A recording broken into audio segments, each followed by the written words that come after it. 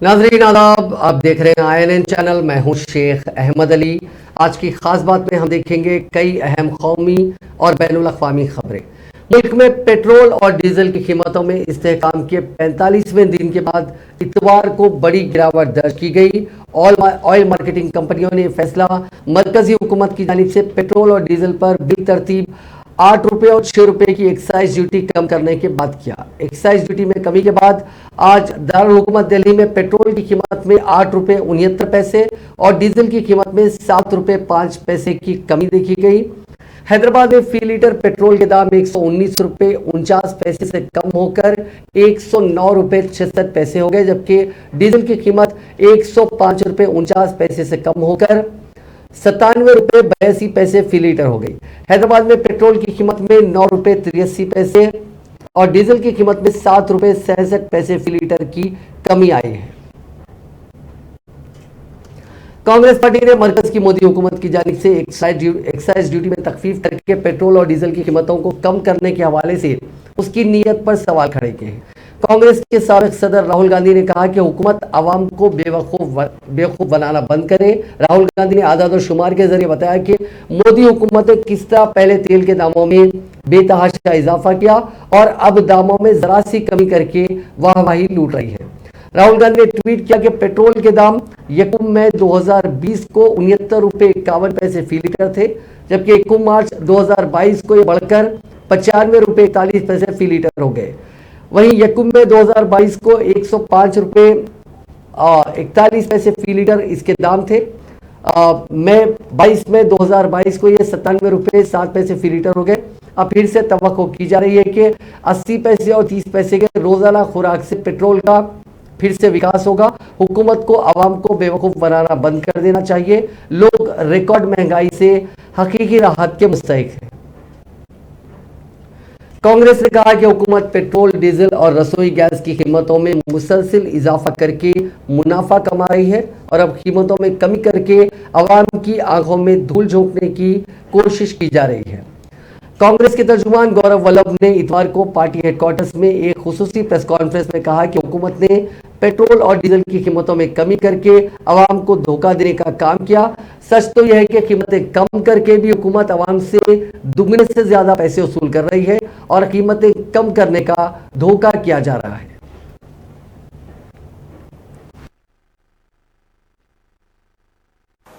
ये तो एक मुझे बड़ा एक रोचक किस्सा याद आता है कि एक दुकान पे हमेशा सेल लगी हुई होती थी। तो हमने पूछा उसे कि भाई साहब ये सेल आपके 2400 घंटे 365 दिन सेल क्यों? बोले पहले बढ़ा देते फिर सेल दे देते हैं, तो पहले 25% बढ़ा दो, फिर 15% सेल दे दो, फिर 10% तो फिर भी आगे हो। और उसके लिए देश को बोलना थैंक यू मोदी जी कि आपके पास ऐसा हुनर है कि आप चीज को घटा के भी बढ़ा देते हो। उस हुनर का कल वित्त मंत्री जी ने उसकी एक हमारे सामने उस हुनर को रखा। कुछ आंकड़े देता हूं साथियों। अप्रैल 2014 में पेट्रोल पर केंद्र सरकार 9 रुपये 48 पैसे प्रति लीटर एक्साइज ड्यूटी लेती थी, जो आज मई 2022 में कम करने के बावजूद भी 19 रुपये 90 पैसे है। मतलब 2014 की तुलना में पेट्रोल पर आज भी केंद्र सरकार 10 रुपये 52 पैसे प्रति लीटर एक्साइज ड्यूटी ज्यादा ले रही है। अर्थात जो 2014 में एक्साइज ड्यूटी थी उससे दोगुनी से भी ज्यादा, more than twice still government of India is charging the excise duty on petrol. तो ये तो हुई पेट्रोल की बात। डीजल और भी इसमें रोचक है। अप्रैल 2014 में केंद्र सरकार 3 रुपये 56 पैसे प्रति लीटर डीजल पर एक्साइज ड्यूटी लेती थी। मोदी जी की जो thank you Modi ji policy के तहत आज 15 रुपये 80 पैसे प्रति लीटर हुई है, कम करने के बावजूद। अर्थात 3 रुपये 56 पैसे जो हम लेते थे वो आज 15 रुपये 80 पैसे है, अर्थात 4 गुना से भी ज्यादा, मोर देन 4 टाइम्स। उसके लिए थैंक यू मोदी जी। लगाओ पोस्टर थैंक यू मोदी जी के कि भाई पहले से आपने 4 गुना ज्यादा डीजल पर एक्साइज ड्यूटी ले ली, इसके लिए देश आपका आभारी है मोदी जी। पहले से पेट्रोल पर आपने 2 गुनी से ज्यादा एक्साइज ड्यूटी आज भी ले रहे हो, उसके लिए थैंक यू मोदी जी। अब गैस पे आ जाते हैं, तो गैस पे ईंधन की कीमतों में कमी पर सख्त रद्दमल जाहिर करते हुए महाराष्ट्र के वजीर आला उद्धव ठाकरे ने कहा कि मरकज को यह दिखावा बंद करना चाहिए और पेट्रोल और डीजल पर एक्साइज ड्यूटी कम करनी चाहिए। वजीर आला ने कहा कि 2 माह कबल मरकजी हुकूमत ने पेट्रोल पर एक्साइज ड्यूटी में 18 रुपये 42 पैसे फी लीटर का इजाफा किया था और हफ्ते के रोज उसमें महज 8 रुपए की तखफीफ का ऐलान किया। इसी तरह डीजल पर भी एक्साइज ड्यूटी में 18 रुपये 24 पैसे का इजाफा किया गया था और अब इसमें सिर्फ 6 रुपए की तखफीफ की गई है। ठाकरे ने कहा कि पहले बड़े पैमाने पर कीमतें बढ़ाई गई और फिर उनमें मामूली कमी करने का ढोंग किया गया, ये मुनासिब नहीं है। उन्होंने हिंदुस्तानी शहरियों से भी मुतालबा किया कि वो सरकारी आदाद-ओ-शुमार में ना उलझे। ठाकरे ने मुतालबा किया कि मुल्क के लोगों को हकीकी राहत तभी मिलेगी जब एक्साइज ड्यूटी में तखफीफ करके उसे उतनी ही कर दिया जाए जितनी 6-7 साल पहले थी। वज़ीर आला हफ्ते की शाम मरकज की एक्साइज ड्यूटी में कमी के फैसले पर तनकीद कर रहे थे। इस फैसले से एक्साइज ड्यूटी में कुछ तखफीफ की गई जिससे कीमतें कम हो गई। इस फैसले पर मिला जुला रद्द-ए-अमल सामने आया है।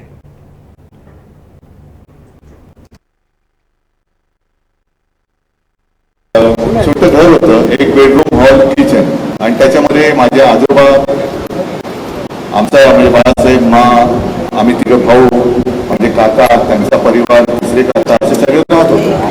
आणि पाठीकडे एक छोटीशी अशी पडवी किंवा ओसरी होती, तिथे मात्र बाळासाहेब ड्रॉइंग बोर्ड घेऊन बसायचे आणि मग त्या कोऱ्या कागदावरती असे काही फटारे मारायचे, बघता बघता तो कोरा कागद जिवंत व्हायचा। मोठी गंमत वाटायची तेव्हा, आणि ते दिवस असे होते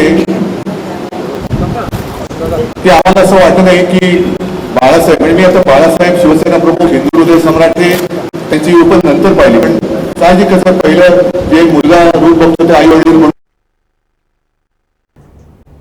राजस्थान के वज़ीर आला अशोक गहलोत ने कहा है कि कांग्रेस की तरफ से महंगाई के खिलाफ एहतजाज और उदयपुर में उसके 9 संकल्प शिविर के अवामी बेदारी मुहिम के दबाव में मरकजी हुकूमत को पेट्रोल और डीजल पर एक्साइज ड्यूटी को कम करने का फैसला करना पड़ा।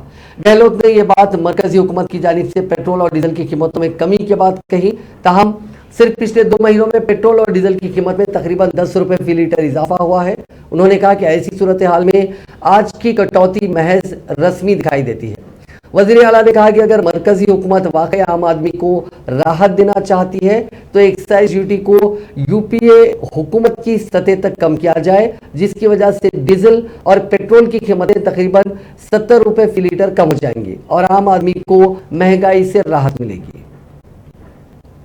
कांग्रेस के सीनियर लीडर दिग्विजय सिंह ने मुतालबा किया कि पेट्रोल और डीजल पर सेंट्रल एक्साइज ड्यूटी की शरह 2014 की तर्ज पर ही लागू की जाए। दिग्विजय सिंह ने अपने ट्वीट में कहा कि हमारा मुतालबा है कि पेट्रोलियम मसनूआत पर सेंट्रल एक्साइज ड्यूटी की शरह जो 2014 में थी उसी शरह पर लागू की जाए। पेट्रोल की कीमत में 20 रुपये और डीजल की कीमत में 26 रुपये की कमी की जाए। मरकज ने कल पेट्रोल और डीजल पर एक्साइज ड्यूटी में बिलतरतीब 8 रुपये और 6 रुपये की कमी की है। इसके बाद अब पेट्रोल तकरीबन 10 रुपये और डीजल 7 रुपये सस्ता हो गया है। उत्तराखंड के वज़ीर आला पुष्कर सिंह धामी ने इतवार को कहा कि रियासत में यकसा सिविल कोड कानून बनाने के साथ ही आबादी के तनासुब में तब्दीली को कंट्रोल करने और तब्दीली मजहब पर पाबंदी लगाने के सख्त इक़दाम की सिमत में काम शुरू किया गया है। धामी ने एक मैगजीन के 75वें साल के मौके पर मुनक़िदा एक मीडिया मंथन प्रोग्राम में ये बातें कही। उन्होंने कहा कि उत्तराखंड को माहौलियाती तहफ़्फ़ुज़ और इक़्तिसादी तरक्की दोनों को एक साथ लेकर काम कर रहे हैं। उन्होंने कहा कि ज़राअत, बागबानी, सयाहत, आयुर्वेद वगैरह शोबों में बहुत से काम किए जा रहे हैं। सुशील, दिल्ली में रहता हूं पर देहरादून से हूं। उत्तराखंड में यूनिफॉर्म सिविल कोड की कोई डेडलाइन आप देना चाहेंगे, कब तक आ जाएगा? धन्यवाद। बहुत जल्दी हम लोग उसको करने वाले हैं। डेडलाइन क्या हो सकता है कि मैं आज इस कार्यक्रम में आया हूं और कार्यक्रम में जाने के बाद आपको समाचार पत्रों में पढ़ने को दिखाई देगा कि कमेटी फॉर्म हो गई है।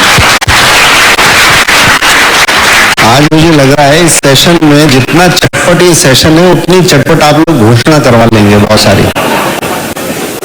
दबाव तो नहीं बना रहे हैं। वैसे मैं एक प्रश्न और पूछता हूँ, आपने जो कहा था कि राज्य में ज्यादातर लोग सेना में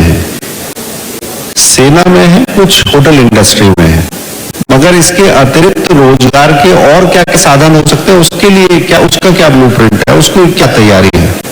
देखिए, राज्य में हमारे यहाँ पर जो सबसे बड़ा रोजगार के साधनों में पर्यटन का व्यवसाय है और उसको लेकर हम लोग लगातार काम कर रहे हैं। पर्यटन है, बागवानी है, फलों की खेती है और साथ में अभी होम स्टे जैसी योजना, जिसमें कि बहुत छोटे छोटे।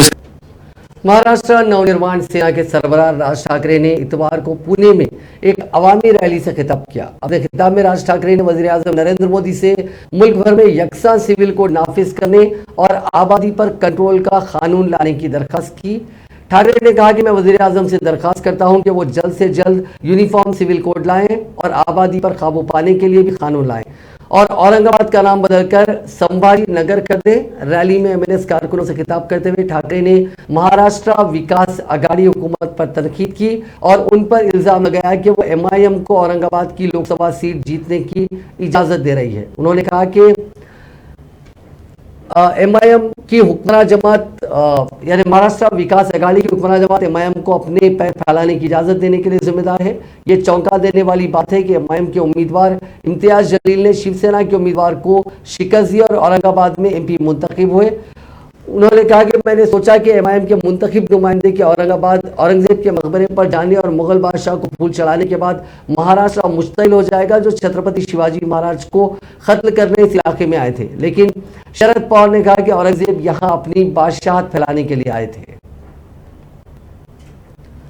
मरकजी वजीर जी किशन रेड्डी ने मीडिया रिपोर्ट्स की तरदीद की, जिसमें कहा गया कि अभी कुतुब मीनार की खुदाई की जाएगी। उन्होंने कहा कि कुतुब मीनार की खुदाई का कोई फैसला नहीं लिया गया। उन्होंने कहा कि आर्कियोलॉजिकल सर्वे ऑफ इंडिया की जानिब से कुतुब मीनार के अहाते में कोई भी खुदाई नहीं की जाएगी। अभी तक इस बारे में कोई डिसीजन नहीं लिया गया। इससे पहले खबर आई थी कि कुतुब मीनार के पास वाक़ मस्जिद से 15 मीटर की दूरी पर खुदाई की जा सकती है। इसको लेकर वजारत के सेक्रेटरी गोविंद मोहन ने हफ्ते के रोज इसके लिए हाई लेवल मीटिंग भी की थी। कुतुब मीनार में 1991 में आखिरी बार खुदाई का काम हुआ था। दिल्ली के साकेत कोर्ट में 17 मई को कुतुब मीनार अहाते में पूजा की मांग करने वाली पिटीशन पर सुनवाई टल गई थी। इस पिटीशन पर 24 मई को सुनवाई होनी है। यूनाइटेड हिंदू फ्रंट ने 2022 में पिटीशन दाखिल की थी। पिटीशन में कहा गया था कि कुतुब मीनार में वाक़ क़ुव्वतुल इस्लाम मस्जिद को हिंदू और जैन धर्म के 27 मनादिर को तोड़कर बनाया गया था। ऐसे में वहां फिर से मूर्तियां कायम की जाए और पूजा करने की इजाजत दी जाए। वज़ीर आज़म नरेंद्र मोदी ने इतवार को हिंदुस्तानी मर्द बैडमिंटन टीम को पहली बार थॉमस कप जीतने पर मुबारकबाद देते हुए कहा कि हिंदुस्तान की खेलों की तारीख का एक ज़रीन दौर चल रहा है। वज़ीर आज़म ने बैडमिंटन चैंपियन थॉमस कप और उबेर कप टीम के साथ बातचीत की। उन्होंने थॉमस कप और उबेर कप के अपने तजुर्बे के बारे में बताया। खिलाड़ियों ने अपने खेल के मुख्तलिफ पहलुओं के बारे में बात की और बैडमिंटन के अलावा बहुत सी चीज़ों पर गुफ्तशनीद की।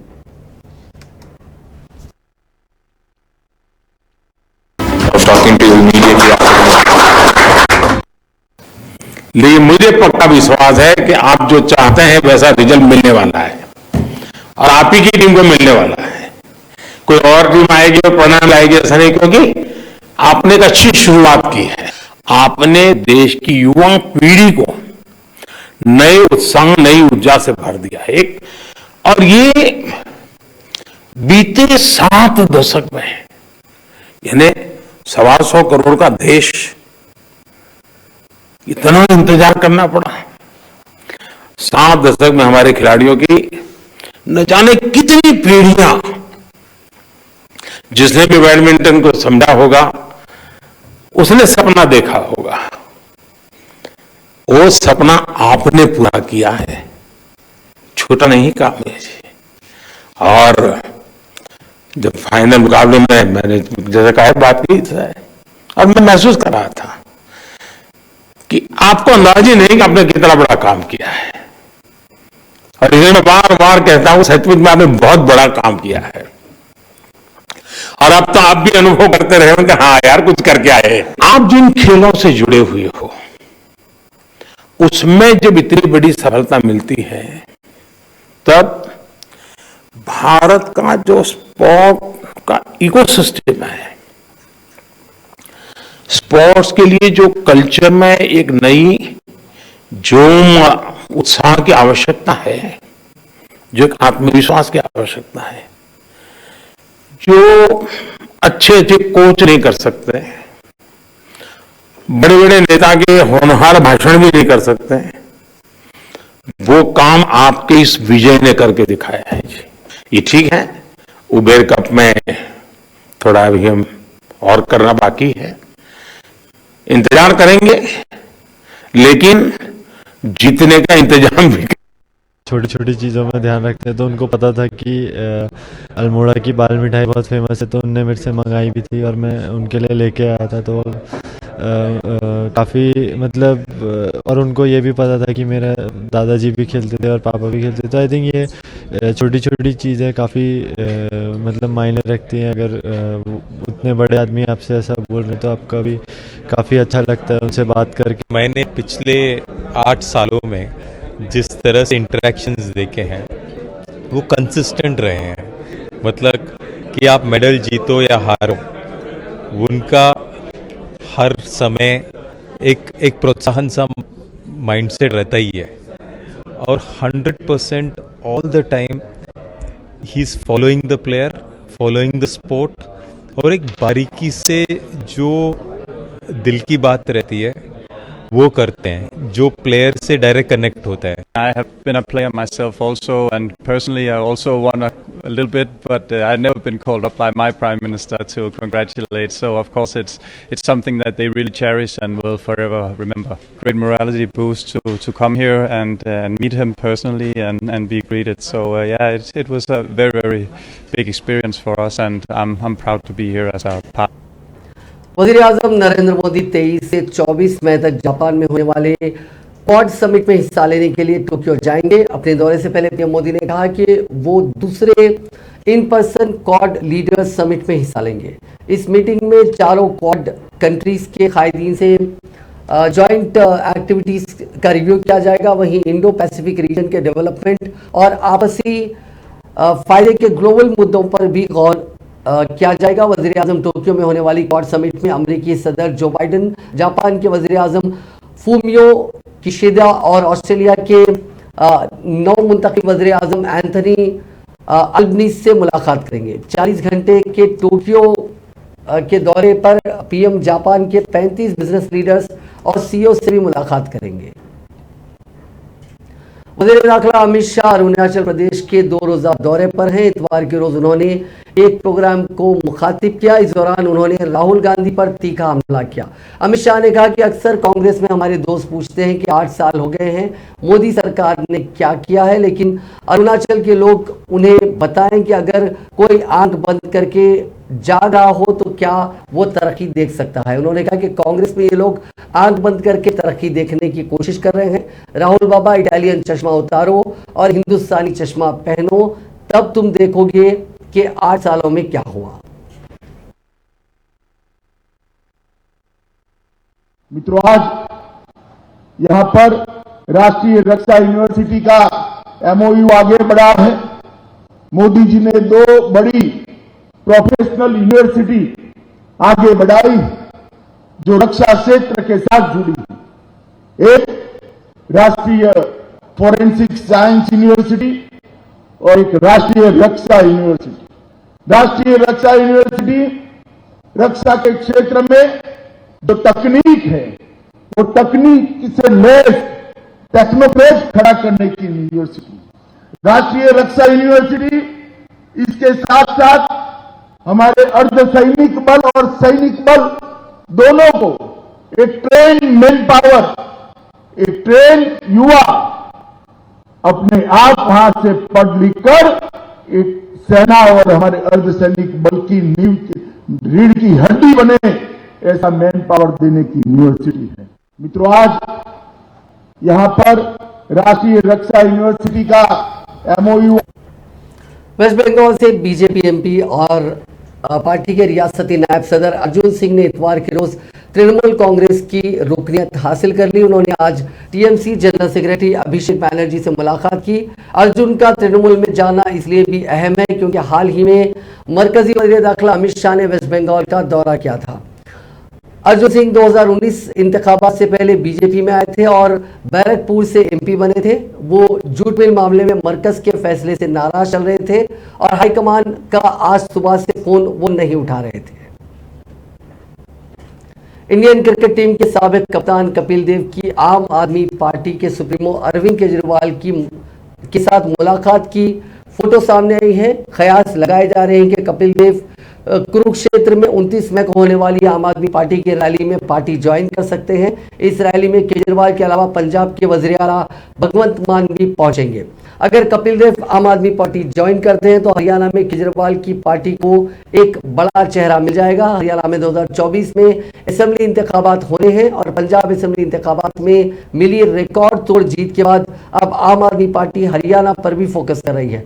खुद अरविंद केजरीवाल हरियाणा की सिवानी मंडी से हैं। कपिल देव की पैदाइश चंडीगढ़ में हुई। उन्होंने चंडीगढ़ डीएवी स्कूल से पढ़ाई की, लेकिन वो क्रिकेट हरियाणा की टीम से खेलते थे। हरियाणा की जानिब से रणजी ट्रॉफी में उन्होंने हरियाणा के लिए कई बेहतरीन पारियां खेली हैं। आम आदमी पार्टी 2024 के असेंबली इंतखाबात में कपिल देव को पंचकुला असेंबली सीट से टिकट दे सकती है। हालांकि ये सब खबरें आने के बाद खुद कपिल देव ने ट्वीट करते हुए इन खबरों की तरदीद की कि वो सियासत में दाखिल हो रहे हैं। नवजोत सिंह सिद्धू जेल में दाल रोटी नहीं खा पा रहे हैं। वो स्पेशल डाइट के लिए कोर्ट पहुंच गए। उन्होंने खुद को लीवर की प्रॉब्लम्स बताई। इसके अलावा ब्लड क्लॉटिंग यानी खून के थक्के बनना यानी गाढ़े खून की भी दिक्कत है। गेहूं से भी एलर्जी है। सिद्धू ने मांग की है कि उन्हें डॉक्टर की तरफ से बताई स्पेशल डाइट ही दी जाए। पटियाला की चीफ जुडिशियल मजिस्ट्रेट कोर्ट ने इस बारे में जवाब मांगा है। इसके लिए राजेंद्र अस्पताल के सुपरिंटेंडेंट ने डॉक्टरों का मेडिकल बोर्ड बनाया है जो 23 मई को स्पेशल डाइट के सिलसिले में कोर्ट में रिपोर्ट सौंपेंगे। उम्मीद जताई जा रही है कि सिद्धू को कल से स्पेशल डाइट मिल सकती है। सिद्धू को सुप्रीम कोर्ट ने 34 साल पुराने रोड रेज केस में 1 साल कैद की सजा दी थी। सिद्धू ने जुमे के रोज पटियाला कोर्ट में सरेंडर किया था, जिसके बाद उन्हें पटियाला सेंट्रल जेल में भेजा गया था। सिद्धू ने जेल की दाल रोटी नहीं खाई। सिद्धू सिर्फ सलाद, फल और चाय ले रहे हैं। उनका कहना है कि बीमारी की वजह से वो बाकी चीजें नहीं खा सकते। उन्हें बिना इलाज वाले कुछ भी फल खाने हैं। उन्होंने माफ कीजिएगा, उन्हें बिना बीज वाले कुछ ही फल खाने हैं। जेल में कैदी के अफराद खानदान से बातचीत करने की जो छूट मिलती है, उन्हें हफ्ते में 2 बार अपने अफराद खानदान से बातचीत का मौका मिलेगा। नवजोत सिंह सिद्धू कल सुप्रीम कोर्ट में क्यूरेटिव पिटीशन दायर कर सकते हैं। सिद्धू ने पहले गिरफ्तारी से बचने के लिए क्यूरेटिव पिटीशन दायर करने की कोशिश की थी। हालांकि सुप्रीम कोर्ट ने उनकी अर्जेंट हियरिंग से इनकार कर दिया था। आसाम के नागांव जिले में पुलिस हिरासत में एक शख्स की मौत के बाद गुस्साई भीड़ ने बाटाद्रावा पुलिस स्टेशन में आग लगा दी। इसके बाद इंतजामिया ने इस तशद्दुद में शामिल 3 लोगों के खिलाफ कार्रवाई करते हुए उनके घरों को बुलडोजर से गिरा दिया। हालांकि सरकारी जराये का कहना है कि घरों को इंक्रोचमेंट रिमूवल कैंपेन के तहत हटाया गया। नागांव जिला इंतजामिया ने पुलिस हिरासत में भी मौत के जांच के अहकाम दिए हैं। इसके साथ ही इस वाकये में शामिल पुलिस स्टेशन के इंचार्ज को सस्पेंड कर दिया है। इसके बाद इतवार के रोज गांव में बुलडोजर पहुंचा और तशद्दुद में शामिल लोगों के घरों को गिरा दिया गया।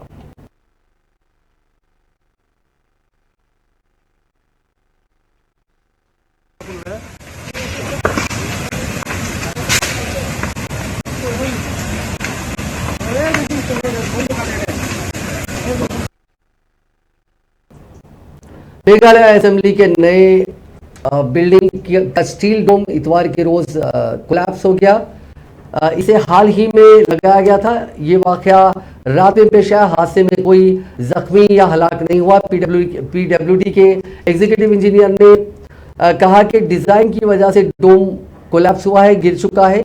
डोम काफी भारी था। स्ट्रक्चर उसका वजन सहन नहीं कर पाया। डोम की ऊंचाई करीब 65 मीटर थी, जबकि मीनार की ऊंचाई 13 मीटर थी। डोम का वजन 70 टन था। अब 2 हफ्ते मलबा हटाने में लगेंगे। हल्के डोम की नई डिजाइन बनाने में करीब 8 से 9 महीने लगेंगे।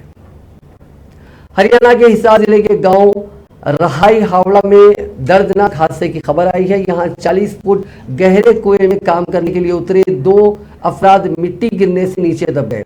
दोनों को अभी निकाला नहीं जा सका। इंतजामिया की बचाव टीमें मौके पर पहुंच चुकी हैं। गांव वालों की भीड़ लग चुकी है और कुएं से मिट्टी निकालने का काम चल रहा है। रेस्क्यू के लिए आर्मी के जवान भी मौके पर पहुंचे हैं। कुछ लोग कुएं में उतरने की कोशिश कर रहे हैं। हिसार से करीब 33 किलोमीटर दूर वाक़े इस गांव में यह हादसा पेश आया है। उत्तर प्रदेश के उन्नाव में शादी की आधी रसूमात मुकम्मल होने और सुबह के वक्त रस्म की अदायगी के दौरान शादी का पूरा मंजरनामा ही तब्दील हो गया। मंडप जाने से पहले दूल्हे को चक्कर आया और वो बेहोश हो गया। जैसे ही वो जमीन पर गिरा उसकी भी उतर गई और सबने देखा कि वो गंजा है। दुल्हन के घर वालों को इसका इल्म नहीं था। जैसे ही दुल्हन को मालूम हुआ कि दूल्हा गंजा है तो उसने शादी की अहम रस्म की अदायगी में शिरकत से इनकार कर दिया। समझाने के बाद भी दुल्हन अपनी बात पर डटी रही। मामला मकामी थाने तक पहुंचा, लेकिन पुलिस की मुदाखलत के बाद भी दुल्हन शादी की रसूमात पूरी करने पर राजी नहीं हुई। बाद में एक पंचायत बुलाई गई और लड़की के खानदान ने कहा कि उन्होंने शादी पर 5,66,000 रुपए खर्च किए हैं और वो वापस दिलाए जाएं। दूल्हे की तरफ से लोगों ने इस मुतालबे को कबूल कर लिया और रकम दुल्हन के वालिद के हवाले कर दी गई। बारात बगैर दुल्हन के ही कानपुर लौट गई। दुल्हन के चचा का कहना था कि दूल्हे के घर वालों को ये नहीं छुपाना चाहिए था कि लड़का गंजा है। उन्होंने कहा कि अगर हमें ये बात पहले ही मालूम होती तो हम दुल्हन को ज़हनी तौर पर तैयार कर सकते थे और उसे यूं अचानक सदमा न लगता। आप झूठ की बुनियाद पर शादी की उम्मीद नहीं रख सकते। वहीं परियार थाने के इंचार्ज रामजीत यादव ने सहाफियों को बताया कि दुल्हन शादी के लिए तैयार नहीं है और दोनों फरीकों के दरमियान समझौता हो गया है। मुल्क में कोरोना इन्फेक्शन के नए मामलात के उतार चढ़ाव के दरमियान इतवार को गुज़िश्ता 24 घंटों में 2,226 नए मामले सामने आए हैं और 65 लोगों की मौत के बाद मरने वालों की तादाद बढ़कर 5,24,413 हो गई है। नए केसेस की आमद से केसेस की कुल तादाद 4,31,36,371 हो गई। इसी अरसे के दौरान एक्टिव केसेस में 41 की कमी आई, जिसके साथ ही अब उनकी तादाद कम होकर 14,955 हो गई है।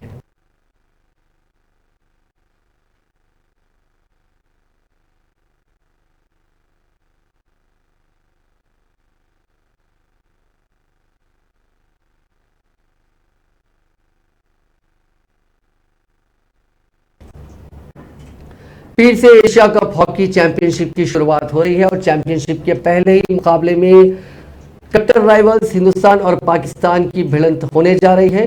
डिफेंडिंग चैंपियन इंडिया इस मुकाबले की हॉट फेवरेट मानी जा रही है। उसने 21 दिसंबर 2021 को खेले गए एशियन चैंपियंस ट्रॉफी में पाकिस्तान को 4-3 से हराया था। वीरेंद्र लाकड़ा की कैप्टनसी वाली टीम इंडिया चैंपियनशिप में जीत से शुरुआत करना चाहती है, जबकि पाकिस्तान की टीम ढाका में मिली हार का बदला लेना चाहेगी। दोनों ने 1956 में पहला मुकाबला खेला था। अब तक के आंकड़ों पर नजर डालें तो पाकिस्तान का पलड़ा भारी नजर आ रहा है, लेकिन इस टूर्नामेंट के खिताब जीतने के मामले में दोनों टीमें बराबरी पर हैं।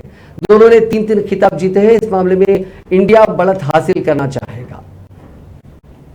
आखिर में एक दिलचस्प खबर, 80 साल की बुजुर्ग खातून के वर्कआउट का एक वीडियो सोशल मीडिया पर वायरल हो रहा है। वायरल हो रहे पोस्ट में बुजुर्ग खातून अपने पोते के फिटनेस चैलेंज को एक्सेप्ट कर उसे पूरा करती है। वीडियो में पोता अपनी दादी को वेट लिफ्टिंग करने को कहता है। इसके बाद उसकी दादी एक पल के लिए भी नहीं सोचती और वेट लिफ्टिंग करने लगती है।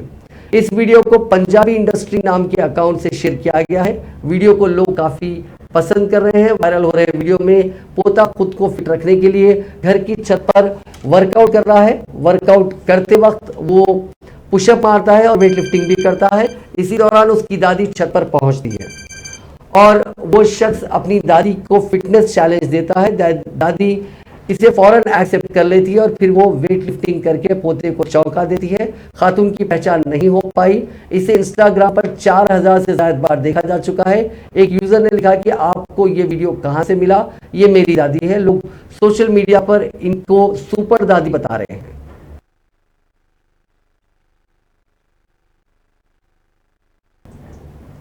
नाजरीन, आज की खास बात में बस इतना ही। आपसे कल मुलाकात होगी। आप देखते रहिए INN चैनल।